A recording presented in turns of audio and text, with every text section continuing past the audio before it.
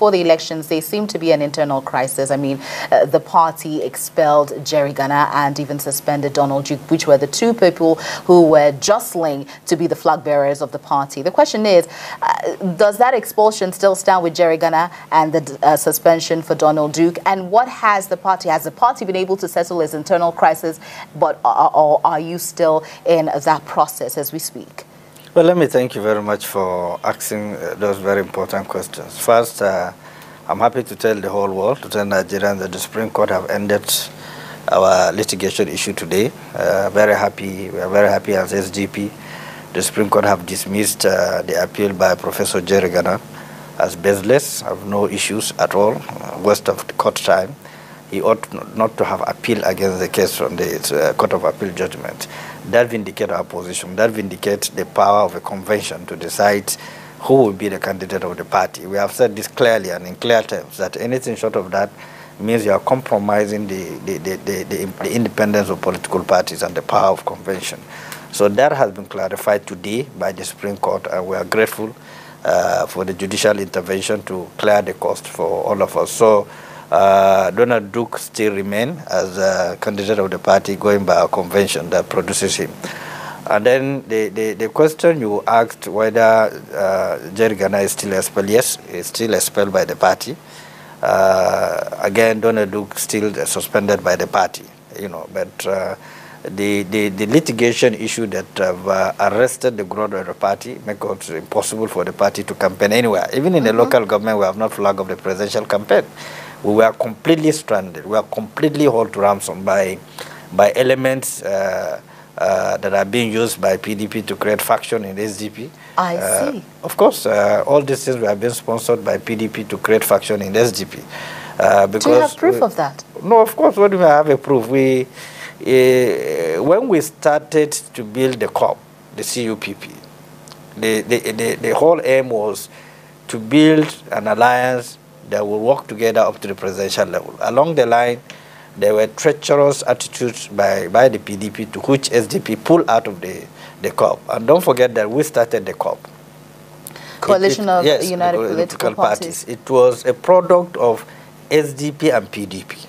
We started it. We built the MOU to a point of signature before other parties joined. So along the line, as a tradition of PDP, they started playing a lot of funny games with us, and we felt that we are an independent party. We are not going to be coerced into any association that do not define and protect our interests as an independent political party. So we jetted out of it. So that fight started, you know, and we built our own structure. We conducted our own convention, one of the best convention rated, thinking that we won't have any crisis. So that send a signal to PDP that we have come on board. We have developed the capacity and the machinery to go ahead with or without them. So they begin to shop for elements within our party, sponsoring them to do all sort of things. But I'm happy we navigated through, we scaled through. May I ask you a question, honestly? Do you think Jerry Gunner was sponsored by the PDP to put a faction in the SDP? From all indications, because he is heading the so-called factions of the SDP. He brought in some of his boys and make them so-called factions of the SDP. So there's no way you can exonerate himself out of it. Interesting. But now that you've gotten the Supreme Court judgment, the elections are over. How does that save anything? I mean, no, really, it doesn't. But it ended up as an academic exercise. But the academic exercise also fortified the capacity of a party and the convention of a party. That's what it clear feature.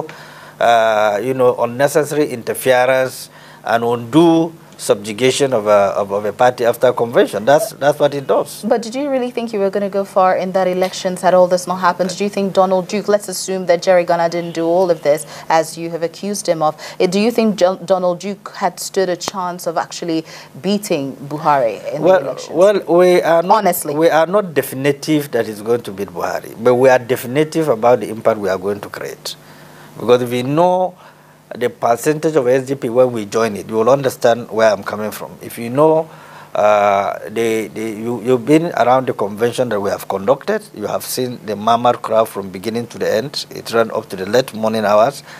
We have the structures nationwide. We conducted congresses nationwide. We had 5 presidential aspirants. SDP have the highest. PDP have the highest presidential aspirant. SDP have the second highest presidential aspirant. Okay. You know, and the ultimate aim of every political party is to produce the president. We successfully produce a presidential candidate through a transparent convention. And the man we produce was the former governor twice. So he has that credibility, he has that visibility, he has that acceptability. And within the international context is one that is being respected in terms of analysis and what have you, that he will do better.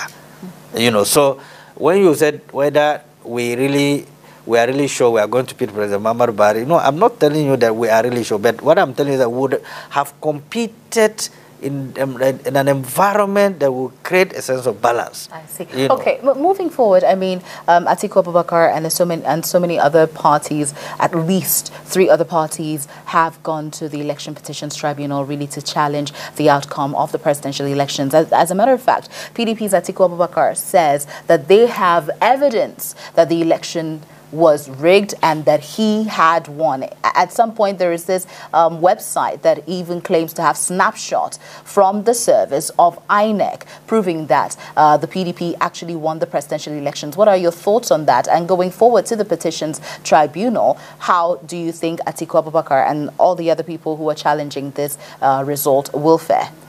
Well, first we'll wait and see how those allegations will come to reality. But, you know, being a product of a system that have participated in almost all the major elections, I know it is difficult for you to prove that. There's no two ways about it. It's very, very difficult for PDP to prove their claim. To prove what? To prove that they won the election. It's practically impossible. But we wait and see how the tribunal, whatever it is that will come up.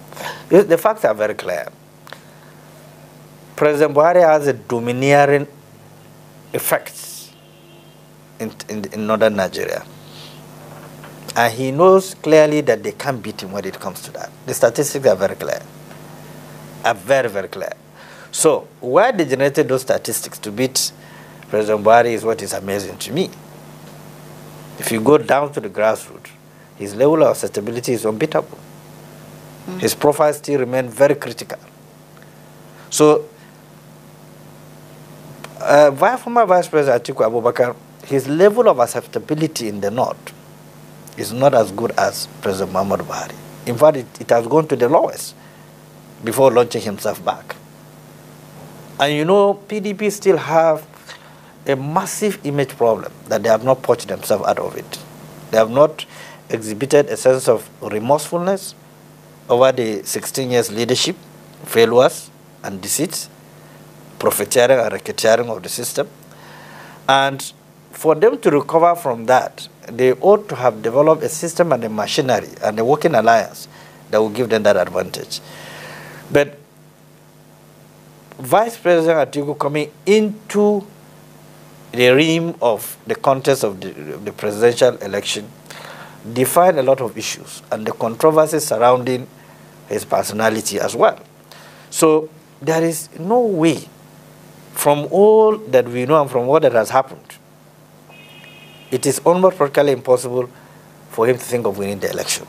Interesting. Now, coming back to the tribunal issues and other issues, yes, these are very important areas that will reduce some level of suspicious acrimonies within the political space. We are also in the tribunal as SDP because there are positions that are clearly won by SDP, and out of the normal or the situations that we have talked about severally, the vote buying system have wrecked the entire exercise. What are you contesting at the tribunal? What are you challenging? Which election result are you challenging at the tribunal? We are challenging a lot from the Senate, from the House of Reps, and from the State Assembly. Why are you challenging them? Because we have evidence that we won those elections as well.